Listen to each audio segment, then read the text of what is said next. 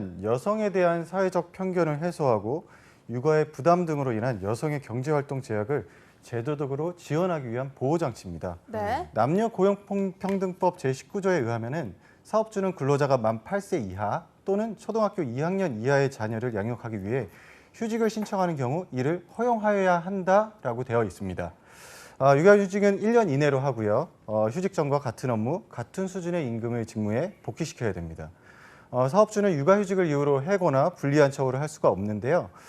특히 육아휴직 기간에는 그 근로자를 해고하지 못하도록 하고 있습니다.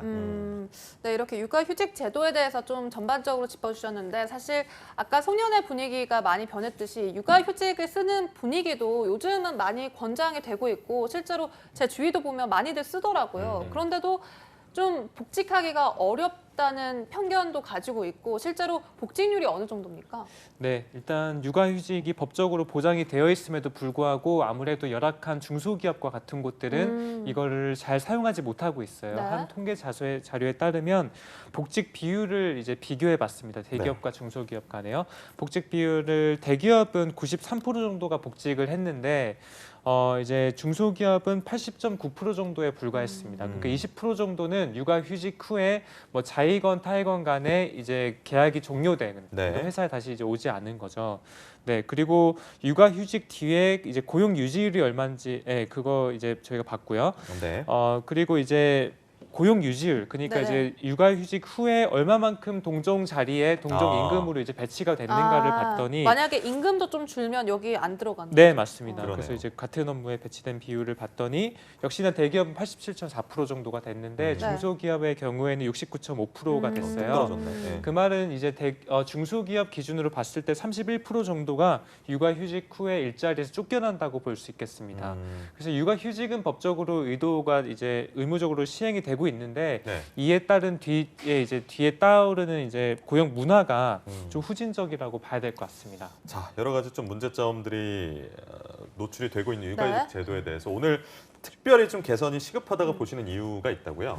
어떤 거 있습니까? 일단 네. 그 육아휴직은 법적으로는 거의 완벽하게 보호가 되고 있어요. 뭐 해고라든지 불리한 처우 하지 말라고 하고 있고 네. 돌아온 뒤에도 동종의 직무, 동종의 임금 수준으로 복귀를 시키라고 하고 있기 때문에 법적으로는 거의 완벽하게 보호가 되고 있지만 네. 현실적으로는 이제 해고 종용이라든지 아니면은 이제 그밖에 불리한 처우 이런 것들이 좀 많이 나타나고 있거든요. 예, 그런 부분에 대해서는 좀 얘기를 해봐야 될 것 같아요. 알겠습니다. 네. 자, 그리고 대한민국이 지금 저출산 상황이잖아요. 네, 육아휴직 그렇습니다. 같은 부분이 확실하게 좀 보장이 돼야 네. 조금이라도 더 많은 출산이 일어나고 네. 좀 출산율을 높일 수 있는 그런 기회가 되지 않을까라는 생각이 듭니다. 네. 자, 그러면 똑똑하게 구직자들의 인권을 지킬 수 있는 방법, 육아휴직 편 첫 번째 사례부터 좀 만나봐야 될 것 같습니다. 사례를 제가 좀 읽어드릴게요. 네. 자, 2018년 요양원 간호사로 일하던 A씨. 회사 측으로부터 뜻밖의 말을 듣고 인터넷 카페에 이런 제목의 게시글을 올렸다. 당시 A씨는 2달 뒤에 출산 휴가와 육아휴직을 쓸 계획이었는데 회사 측이 육아휴직 등은 인건비 부담이 있어서 이달 말쯤 그만두면 좋겠다고 알려온 것이다. A씨가 거부하자 요양원은 무조건 안 된다고 하지 말고 시설 입장도 생각해달라, 방법을 찾아보자라며 대화를 끝맺었고 답답해진 A씨는 인터넷 카페에 글을 썼다. 문제는 A씨가 쓴 글을 요양원 측이 알게 되면서 생겼다. 요양원 측은 A씨의 글 때문에 악덕 기업으로 몰리는 등 명예가 훼손됐다며 A씨를 해고했다. A씨는 부당해고 구제 신청을 내서 해고가 부당하다는 재심 결과까지 받았지만 이번에는 요양원 측이 법원에 재심 처분을 취소해달라고 소송을 냈다. 법원은 사회통념상 고용관계를 이어갈 수 없을 정도로 근로자에게 책임 있는 사유가 있어야 해고의 정당성이 인정될 수 있다고 판단했다. 여러 사정을 종합하면 A씨에게 해고라는 징계는 지나치게 가혹하다는 것이다. 이 사례를 보니까 먼저 두 가지로 짚어야 될 것 같아요. 첫 번째 부분에 육아휴직을 쓰려고 하니까 해고 통보를, 그러니까 해고를 했으면 좋겠다, 그만뒀으면 좋겠다라고 넌지시 말한 것. 이 부분부터 먼저 좀 짚어볼까요?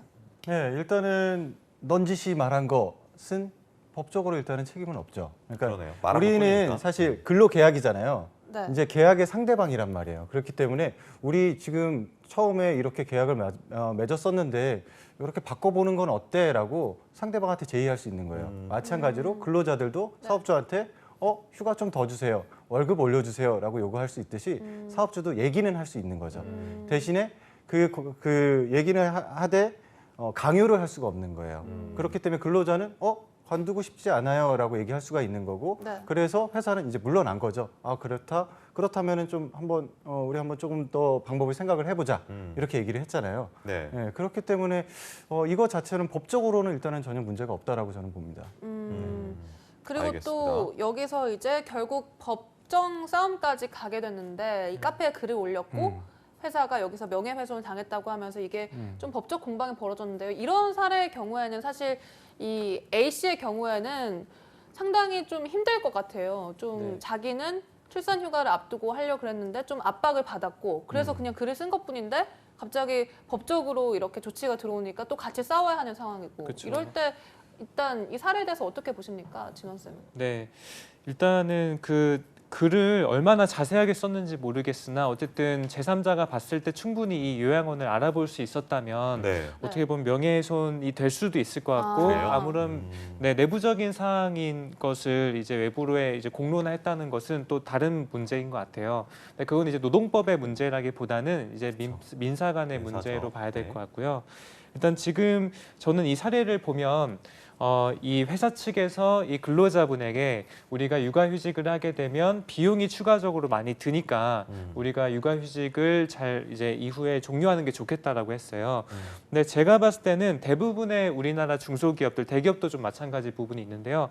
제도라든지 이런 부분들이 계속 생겼다가 없어지고 하니까 사실 인사 담당자분들이 이 제도적으로 이걸 이해를 잘 못하고 있는 부분도 많습니다. 그러니까 실질적으로 육아휴직에 대한 지원금은 고용보험에서 이제 주어지거든요. 그래요? 그러니까 이게 이제 회사 측에서 추가적으로 지급하는 건 없이 육아휴직하는 기간 동안은 정부에서 이제 지원금이 주어지는 거예요. 근데 여기서 이제 이 인사 담당자 또는 회사 측의 입장은 육아휴직 때문에 이제 비용이 들어간다고 했던 부분을 네. 봤을 때 또는 이 육아휴직이 오히려 요즘에는 육아휴직 장려하면 장려금도 줍니다. 그래서 육아휴직을 들어가서 만약에 인원이 모자라서 추가 채용했다 그럼 60만 원까지 주고요. 네. 육아휴직 이후에 어느 정도 채용을 보장해주면 그거에 따른 지원금도 주게끔 되어 있어요. 그래서 사실 비용적으로 봤을 때는 저는 큰 차이가 없다고 보여지는데 아마 회사 네네네. 측에서도 조금 더 이 모르셨나 제도적인 봐요. 이해를 네. 잘 해야 될 것 같다는 생각이 듭니다. 알겠습니다. 그러면 갑자기 궁금해서 드는 네네. 생각인데 이렇게 억울해서 뭔가 글을 쓸 때 회사를 알지 못하게 쓰면 괜찮나요, 그럼? 기본적으로 사실관계에 기반으로 해서 글을 쓰는 건 괜찮아요. 이게 허위사실 유포인지 아닌지가 첫 번째 저희가 이제 보는 부분이고요. 네. 두 번째는 허위사실 유포뿐만 아니라 이제 명예훼손. 명예훼손. 되는가 안 되는 건데 사실관계를 밝히는 것 자체는 허위사실 유포도 아니고 명예훼손은 아니라고 얘기를 하고 있어요. 아, 그래요? 근데 지금 여기에서 A 씨에게 해고라는 징계는 지나치게 가혹하다 이렇게 얘기를 하는데 지금 A 씨가 글을 쓰면서 무언가 자신의 감정을 표출시킴으로써 약간 사실관계를 왜곡시켰을 수도 있겠다라는 생각이 들어요. 예, 객관적인 사실관계를 그대로 적시하는 건 괜찮지만 본인이 느낀 주관적인 감정들로 통해서 사실관계를 왜곡시키면은 이런 징계의 사유가 될 수도 있는 거예요. 예, 그렇기 때문에 이 징계 같은 경우에는 해고까지는 이르지 못하겠지만 징계의 사유로서는 사용할 수 있는 그런 사유에 해당이 되는 사건인 것 같아요. 네. 알겠습니다. 뭐 하시던 말씀. 그리고 네. 제가 하나 덧붙이고 싶은 게 네. 이게 육아휴직을 가게 되면은 이제 육아휴직이 6개월만 근무를 하면 육아휴직을 갈 수가 있거든요. 그러면은 육아휴직을 이제 예를 들어서 4살짜리 자녀를 가진 자녀를 가진 직원이 경력직으로 채용이 되는 거예요. 네. 그리고 6개월만 근무를 하고 회사에다가 저 사실 둘째가. 만 8세 이하의 자녀가 있습니다. 그렇기 때문에 육아휴직을 쓰고 싶습니다라고 하면 회사는 거절할 권한이 없거든요. 아, 그러네요. 그래요? 예, 거부를 못해요. 법적으로? 폐업하지 않는 이상은 의무적인 특별한 사정이 없는 이상은 거부를 못해요. 그러면 이 사람은 들어가서 육아휴직을 1년 동안 쓰면서 이제 정부 지원금을 받을 수가 있고요. 회사는 그 기간 동안에 퇴직금도 줘야 되고 그 기간은 100% 근속 기간으로 인정이 되기 때문에 연차 수당까지 줘야 되는 거예요. 회사는 6개월밖에 사용하지 못한 근로자의 퇴직금, 연차 수당도 1년차 연차가 늘어나서 1년 만기하면 26개의 연차가 발생이 되죠. 그렇기 때문에 31분의 평균 임금에 따른 퇴직금, 26일치의 통상임금, 총 56일치를 근로자한테 6개월밖에 사용하지 못한 근로자한테 지급을 해야 되거든요. 네. 이건 지원금을 초과하는 수준이에요. 그렇기 때문에 회사들이 이런 부분들에 대해서 회사들이 조금 멀리할 수밖에 없고 꺼려할 수밖에 없는 이런 이유들이 존재를 하는 아니 거죠. 그런데 그렇게 꼼수를 쓰는 일부 사람들 때문에 실제로 정말 아기를 가져서 선의로 그냥 그렇게 자연스럽게 육아휴직을 신청해야 되는 사람들이 피해를 보는 거잖아요. 그럼. 그렇죠. 그렇기 때문에 그런 부분들에 대해서 회사 측이 거부하지 않을 어떤 제도가 좀 마련이 필요할 것 같아요. 그러니까요. 그러니까 이 기간 동안에 뭐 퇴직금이라든지 그런 부분들은 뭐 50%로 낮춰준다든지 이제 회사에서 결국에는 비용 부담 때문에 그러거든요. 그렇죠. 이 비용 부담을 좀 낮춰주면은 경력 단절이 안 될 수가 있는 거죠. 근데 대부분은 상당히 많은 비용이 부담이 된다는 것을 알고 있기 때문에 그 비용 부담 차원에서 이제 퇴사 권고라든지 불이익이라든지 이런 것들을 주는 것이죠. 네. 저는 사실 이 육아휴직을 앞둔 사항에서 해고에 종용을 했다는 것 자체가 사실 법적으로는 괜찮다고 보더라도 우리 사회 통념상 매우 이제 질타받을 수 있는 상황이라고 그렇죠. 보여져요. 그래서 아마 그거를 올렸기 때문에 좀 이슈가 됐고 어떻게 보면 명예훼손까지 갔던 사항이기 때문에 네. 저는 이런 문제를 이게 어떤 문제를 모든 걸 전부 다 법적으로는 할 수 없거든요. 특히나 네네. 이제 사람과 관련한 노동법, 맞아요. 인사관리에 대한 부분은 이런 감정적인 부분이 어떻게 보면 회사 이미지에 큰 영향을 미치기 때문에 네.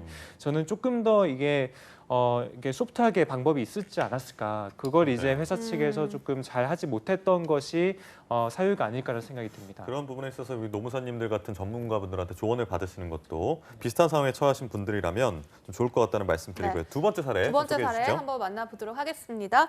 육아휴직 전과 같은 업무 또는 같은 수준의 임금을 지급하는 직무에 근로자를 복귀시키지 않은 혐의로 기소된 회사 대표가 벌금형을 선고받았습니다. 대표이사 A씨는 육아휴직을 마친 뒤 복직한 근로자 B씨를 휴직 전 업무 부서가 아닌 다른 부서로 전보를 했고 휴직 전 임금 220만 원이 아닌 200만 원을 지급하는 등 휴직 전과 같은 업무 또는 같은 수준의 임금을 지급하는 직무에 B씨를 복귀시키지 않은 혐의로 기소가 됐습니다.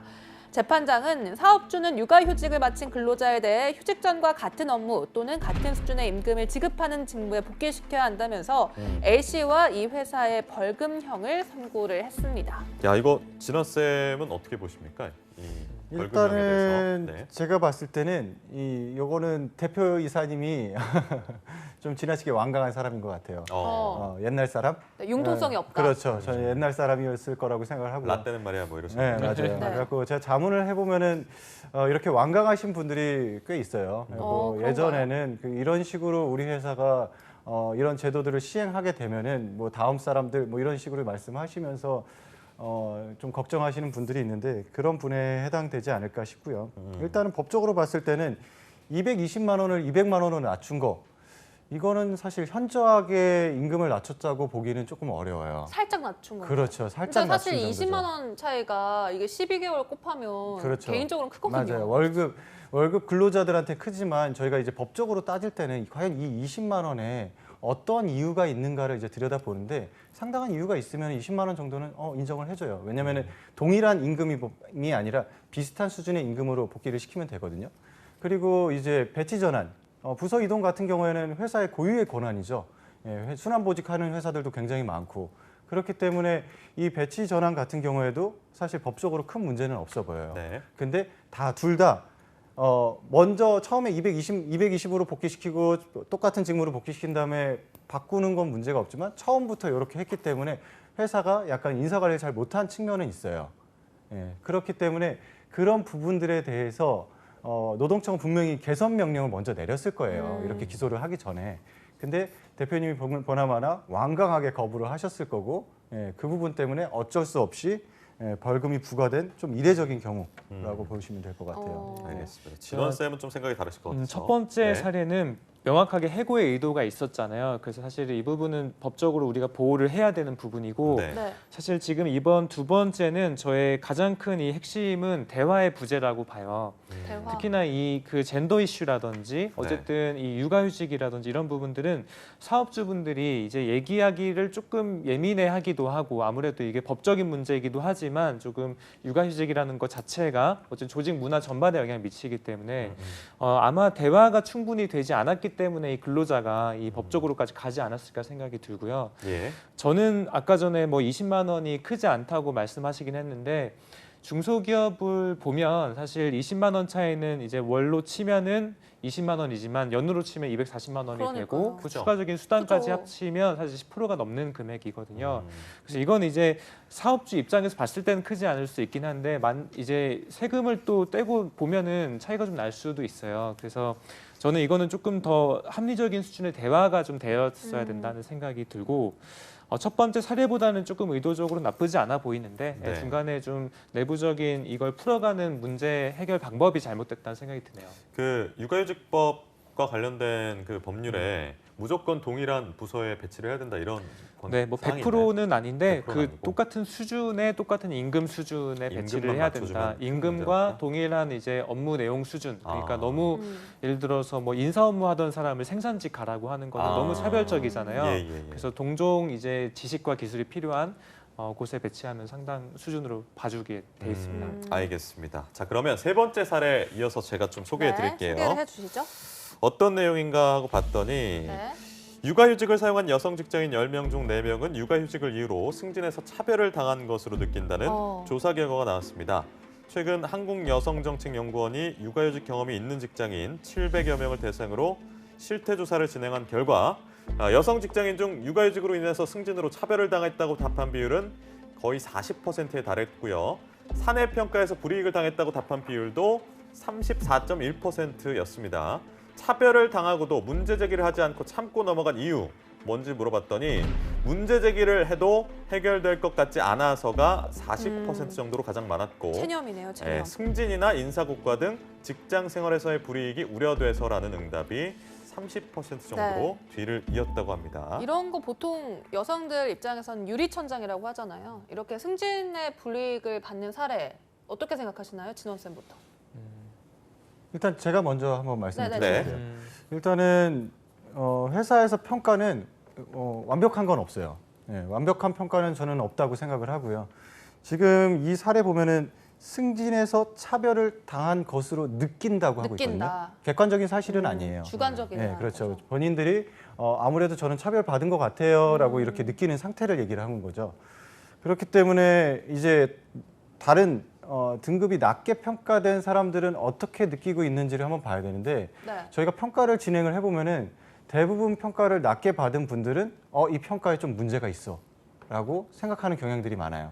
그러니까 본인은 회사에서는 A라는 부분에 초점을 맞춰서 평가를 하는데 본인은 갖고 있는 잠재력이 굉장히 높다라고 생각을 하신다든지 예. 아니면 다른 부분에 나는 기여를 했다. 예, 평가 지표에 없는 다른 부분에 기여를 했다. 이렇게 느끼는 분들도 많기 때문에 본인의 낮은 그 평가가 낮은 부분에 대해서 이 평가가 자체가 좀 오류가 있어라고 생각하는 경향들이 높다라는 걸 먼저 말씀을 드리고 싶고요.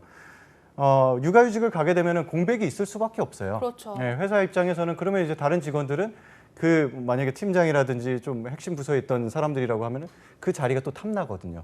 그 자리에 또 누군가가 꿰찰 거고 그러면 이제 그 사람 그렇게 노력하는 사람과 이제 휴가를 갔다 온 사람을 비교를 했을 때 회사는 또 빨리 변하잖아요. 1년이면 진짜 굉장히 많이 변하는데 맞습니다. 예, 그 변화에 따를 수 있는 사람을 먼저 승진을 시키는 게 회사 입장에서 유리할 수밖에 없죠.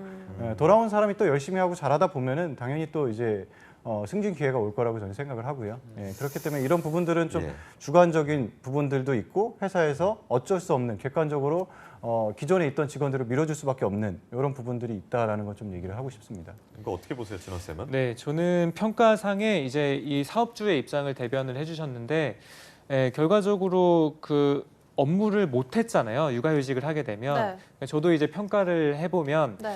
보통 평가는 1년에 한 번 하거든요. 그럼 1년 사이에 사실 육아휴직을 반 이상 보통 가게끔 되어 있고 그러면 평가할 게 없어요, 사실. 그럼 평가할 게 없으면 고과를 잘 줄 수가 없고 승진할 이제 그것도 없는 거죠. 그러면 사실은 좀 불리할 수 있을 것 같아요, 충분히. 근데 저는 이 불리할 수 있는 것이 업무는 못했으나 이 육아휴직 때문에 업무 못하는 그 상황이 너무 이제 연결이 잘 되어 있다 보니까 여기도 법적인 좀 제도가 필요하다고 보는 거예요, 법적인 보호가.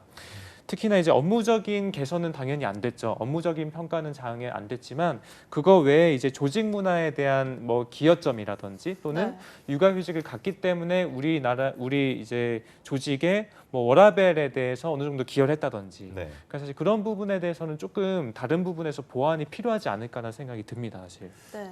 사실 이 부분에 대해서 조금 한마디만 덧붙이고 싶은 예, 게 회사는 일단 공기업은 아니다라는 거예요. 민간 기업이고 우리가 경영학에서 배우다시피 회사는 이윤 창출이 최대의 맞습니다. 목적이죠. 최근에 네. 이제 뭐 사회적 가치도 지켜줘야 되고 사회적으로 회사들이 어떤 역할을 해내야 된다 이런 공감대가 많이 형성돼 있기는 하지만 근본적인 목적은 이윤 창출이거든요.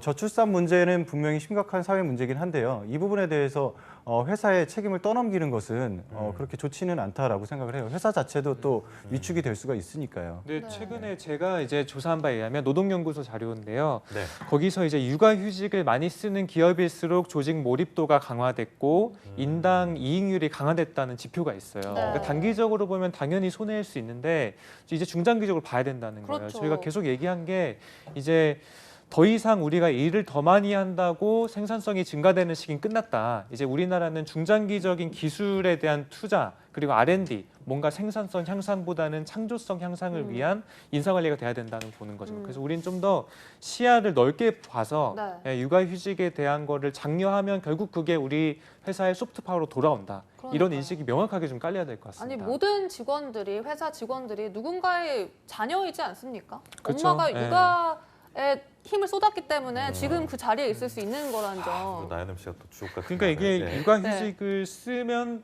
평가가 안 좋게 된다는 게 너무 지금 당연한 상황인데 그러니까요. 그게 안 된다는 거죠. 저는. 네, 근데 이제 업무는 안 했으니 그 외적인 가점을 부여해야 된다. 알겠습니다. 그렇다면 이제 해외에서의 육아휴직 제도 어떤 모습인지 좀 짚어볼 텐데요. 해외에서는 어떤 식으로 운영이 되고 있나요?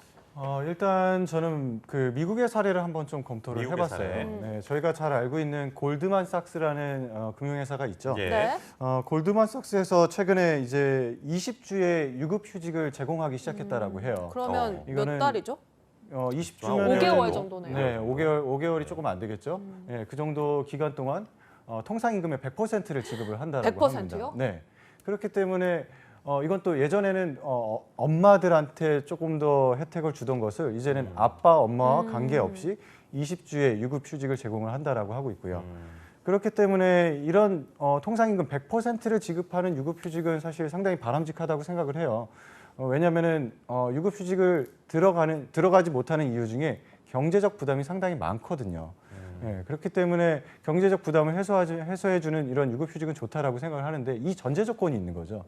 골드만삭스 우리가 다 알 수밖에 없는 이 대형 금융회사는 그렇죠. 생산성이 굉장히 높아요. 그래서 회사가 엄청난 이익을 보고 있고 그렇기 때문에 이 회사에 조금 더 고급 인재들을 유치하기 위해서 이런 제도적인 혜택들을 주는 것이죠. 그렇기 때문에 이런 생산성이 뒷받침되지 않는 기업들은 이런 제도들은 뭐 그림의 떡일 수밖에 없는 거죠. 자, 골드만삭스 세계적인 투자은행이죠. 네. 양말 회사 아니고요. 네. 그렇습니다. 어떤 사례 준비하셨어요, 송재만 선생님? 네, 저는 그 스웨덴하고 좀 비교를 해봤는데 사실 그죠? 우리나라가 네. 기간이라든지 제도 자체는 OECD 국가 비교해서 그렇게 짧지는 않습니다. 하지만 문제는 바로 그 이제 의식이죠. 우리의 의식, 소프트 파워가 이제 좀 부족하다는 거죠. 그래서 스웨덴 비교해 보면 스웨덴도 뭐 우리나라만큼의 이제 충분한 기회를 주는데 좀 차이점이 하나 있다면 우리나라는 남성 육아휴직은 의무화가 아니죠. 그렇죠. 남성 육아휴직은 그냥 원고인가요? 선택자에 한해서 이제 신청을 받는 건데 이걸 또 이렇게 해놓다 보니까 남성분들이 또 신청도 잘 못하고 또 신청한 사람들이 괜히 회사에서 좀 구설수에 오르기도 하고 아직까지 네. 그런 게 이제 사실이라고 봐야 될 것 같습니다. 그래서 저는 이제 남성에 대한 것들을 제가 비교해 보니 OECD 국가 평균 좀 낮아요. 남성이 쓰는 비율이. 네. 그래서 롯데그룹이 작년에 남성 육아휴직을 의무화했거든요. 그러니까 아기가 생기면 무조건 가게끔 했어요. 신청이 아니고 무조건 가게끔. 롯데. 되게 이제 선진적인 사례로 인정을 그러네요. 많이 받고 있거든요. 기간은 짧습니다. 한 달 정도. 그래서 좀 기간의 문제가 아니고 이제 정말 신청한 사람들이 손해 보고 한다면 그냥 아예 의무화를 해서 좀 짧게라도 의무화. 하면 훨씬 더 이제 워라벨이 정착이 빨리 되지 않을까 생각이 듭니다. 라떼파파가 스웨덴에서 나온 얘기. 아, 그렇죠. 맞아요. 그렇구나. 알겠습니다. 자, 그러면 오늘 좀 뜨거운 공방이 이어졌는데 마지막으로 시간이 훅 가가지고 네. 촌철살인 발언 한마디씩 짧게 좀 듣고 마무리하겠습니다. 진화 쌤. 네, 저는 육아휴직은 꼭 필요한 제도라고 생각을 해요. 네. 저도 아이를 키우는 입장에서 제 경험에 비추어 보면은 제가 한 1년 정도, 1년 반 정도를 자녀를 아침에 어린이집에 제가 보내고 출근을 했던 기억이 이렇게, 있거든요. 네. 기간이 있거든요. 등하교를 같이 하셨고. 네, 네. 학교는 아니고 등교를 제가 네. 굉장히 시켰는데 스위트하네요. 예. 그러니까. 그 기간 동안에 사실 굉장히 친해졌어요. 오. 아침에 엄마가 회사를 가고 저랑 이제 둘이서 아침에 지지고 볶으면서 씻기고 옷 입혀가지고 딸인가요, 아들인가요? 아들입니다. 오. 네. 그래갖고 이제 유치원을 보내는데 그 과정이 굉장히 힘들더라고요. 애가 그냥 밥 먹고 잘 가주면 되는데 울고 불고 안 간다고 떼쓰고 어린이집 앞에서 아빠 안고 안 놓고 이런 과정들을 겪으면서 아 이게 육아휴직이라는 거 상당히 필요하고 아빠들도 자녀들이랑 이런 지지고 볶는 시간이 꼭 필요하겠구나라는 생각 굉장히 많이 했었어요. 그렇기 때문에 저는 1년 한 번 딱 육아휴직이 아니라 1년에 한 보름이나 한 달 정도씩 육아휴직이 필요하다라고 생각하는 입장이고요. 다만 기업들이 이렇게 그 비용을 들이면서 계속적으로 육아휴직을 보내주기에는 사실 현실적으로 부담이죠. 쉽지가 않아요. 예, 기업들도 무조건 다 돈을 버는 기업들만 있는 건 아니니까요.